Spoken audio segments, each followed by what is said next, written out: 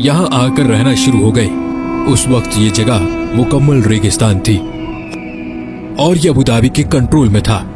Dubai इस वक्त मच्छरों का एक गांव कहलाता था। 1894 में कुछ ताजिर दुबई में बसना शुरू हो गए क्योंकि यहाँ ताजिरों पर टैक्स बहुत कम था। मगर दुबई में अभी भी मछलियां पकड़ने के अलावा कोई खास काम नहीं होता था। 1912 में दुबई की हुक्मरानी शेख सईद बिन मखदूम के पास आ गई और उन्हीं को दुबई का फाउंडर भी समझा जाता है। उस वक्त दुबई में पर्ल इंडस्ट्री यानी मोती ढूंढने का काम उरूज पर था। दुबई की इकोनॉमी उस काम से आगे बढ़ रही थी, लेकिन दुबई अभी भी एक गांव ही कहलाता था। ये 1958 की बात है जब दुबई के हुक्मरान शेख राशिद बिन सईद अल मखदूम बन गए।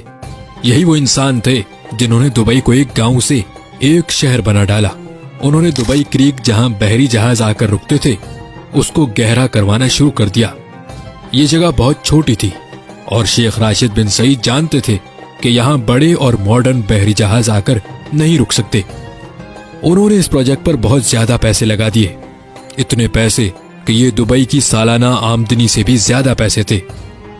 इसके लिए उन्होंने कर्जा भी ले लिया। ये एक बहुत बड़ा रिस्क था, लेकिन शेख राशिद जानते थे कि इस प्रोजेक्ट से दुबई की इकोनॉमी पर बहुत गहरा असर पड़ेगा और ये प्लान वाकई में कामयाब हो गया। अब दुबई में बड़े साइज के बहरी जहाज भी आकर रुकने लगे। इससे दुबई में गोल्ड मार्केट भी फैलना शुरू हो गई। शेख राशिद अक्सर यूरोप और इंग्लैंड जाते रहते थे और ये वहां पर बनाए गए इंफ्रास्ट्रक्चर से बहुत मुतासिर थे, खास तौर पर लंदन से। उनको लंदन की सड़कें और वहां पर बनी हुई अंडरग्राउंड ट्रेन सिस्टम बहुत मुतासिर करता था। उनके दिल में भी ख्वाहिश थी कि दुबई एक दिन ऐसा ही मॉडर्न शहर बन जाए। शेख राशिद ने दुबई को एक शहर की शक्ल देना शुरू कर दी। साल 1959 में उन्होंने दुबई में एक मॉडर्न एयरपोर्ट भी बनवा दिया।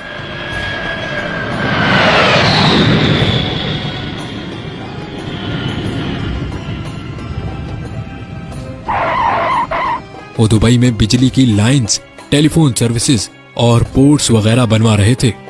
लोग समझते थे कि शेख राशिद पैसे जाया कर रहे हैं और दुबई कभी भी एक मॉडर्न और इंटरनेशनल शहर नहीं बन सकेगा। मगर 1966 में दुबई की किस्मत बदल गई।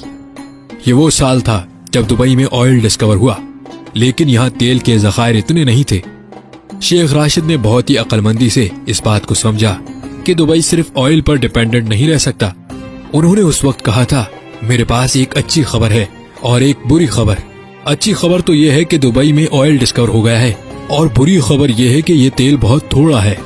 इसीलिए उन्होंने ये तेल का इस्तेमाल करके दुबई में दूसरे प्रोजेक्ट्स बनाना शुरू कर दिए। उन्होंने दुनिया भर से बड़े बड़े इंजीनियर्स और आर्किटेक्चर्स को बुलवाकर दुबई को मजीद तामीर करवाना शुरू कर दिया। जैसा कि 1979 में दुबई में एक ऊंची बिल्डिंग बनाई गई, ऐसे कई प्रोजेक्ट्स दुबई में शुरू हो रहे थे। 1981 में शेख राशिद इस दुनिया से चले गए। अब जो दुबई के अमीर हैं, शेख मोहम्मद बिन राशिद बिन अल मखदूम, ये उन्हीं के बेटे हैं। आज जो दुबई हम देखते हैं उसको बनाने में शेख राशिद का ही दिमाग है। उन्होंने दुबई में ऊंची ऊंची बिल्डिंग्स बनाना शुरू कर दी। फिर इस काम में भी एक मसला था। मसला ये था कि कच्ची मिट्टी पर इतनी बड़ी बिल्डिंग्स कैसे खड़ी की जाएं। मगर शेख मोहम्मद बिन राशिद ने उसका हल भी ढूंढ निकाला।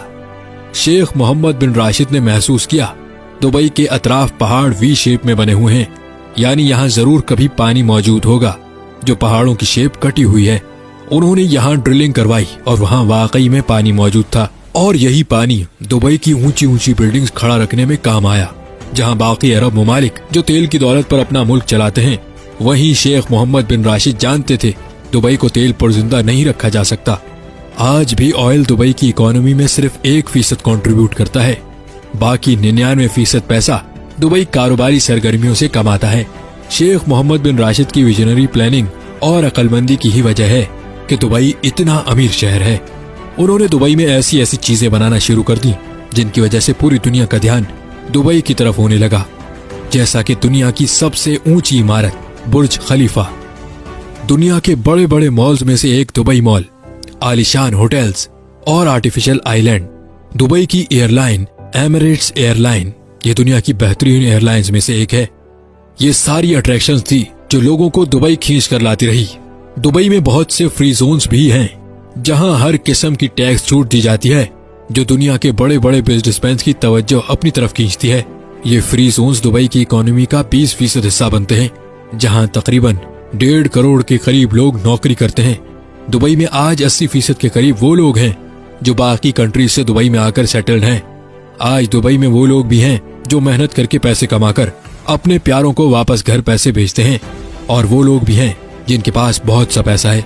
दुबई में हर वो सहूलत मौजूद है जो दुनिया के बड़े बड़े मिलियनर्स